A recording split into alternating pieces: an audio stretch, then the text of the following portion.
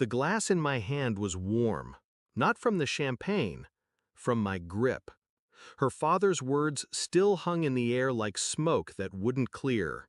He's not a real man, just a broke loser. And then, her laugh. Not the laugh she gave me in private, not the soft, almost genuine one I'd thought was mine.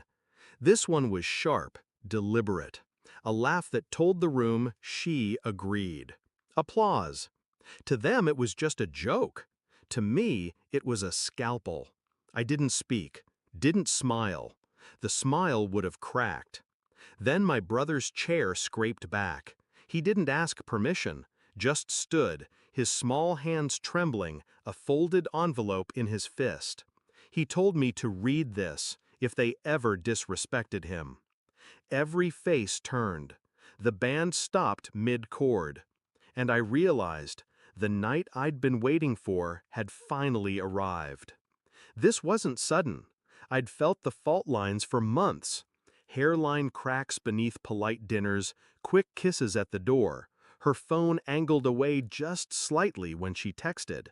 She'd changed her perfume without telling me. Started working late even though she owned no clock. The first time I smelled cologne on her scarf, I told myself it was from the subway. But there was the trip to Milan for business. Her suitcase came back heavier. So did the silence between us.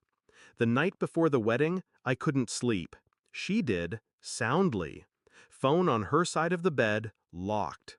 I stared at the ceiling and thought about the man who would marry her tomorrow, me, and wondered if I already knew him less than someone else did. That's when I decided.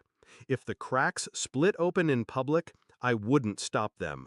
I would push. I started small. A DNA test kit sent anonymously to our apartment. I told her it was a mistake from the lab. She laughed and tossed it in the bin. I took it back out when she left for brunch. I called a friend in telecom, got itemized records. Numbers saved under fake names. One labeled Melissa. Melissa was a man. I didn't accuse her. I kept my voice warm, my eyes calm, my hands steady.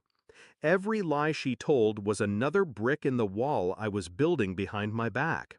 When she left her laptop open, I didn't go for the obvious. I found the folder she thought she'd hidden. Travel receipts. Not Milan, not Paris, just one city. Repeated. The one he lived in. I printed them all, dated them, placed them in an envelope, and on the front, in my handwriting, "Open when you want to know what I already do." I didn't know if she'd open it herself. I didn't care. It was for the moment, the one I knew would come. The moment came at the wedding, right after her father's toast. My brother's voice was small, but the words were knives. He told me to read this if they ever disrespected him. He walked it to her, not me. I wanted her hands on it. I wanted her fingerprints on her own undoing.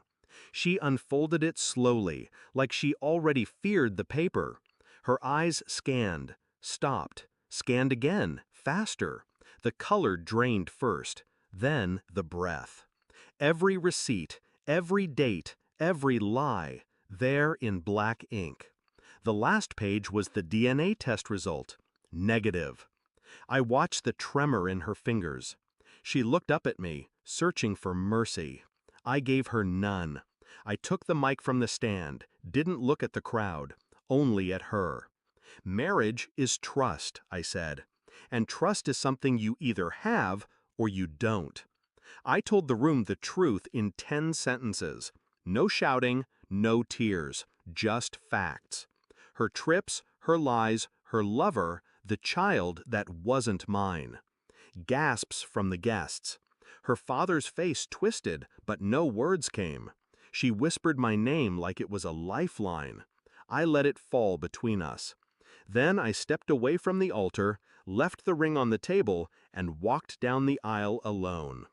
The air outside was colder than I expected. It cut cleaner than the champagne ever could. I didn't look back, not once. Inside they would argue, deny, twist. It didn't matter. The truth was already loose in the room, and truth doesn't go back in the cage. I wasn't the man they thought I was. I was something colder, something they wouldn't see coming again. The vows were never spoken, the marriage never signed, and in the quiet, I realized, sometimes the most merciful thing you can do is nothing at all.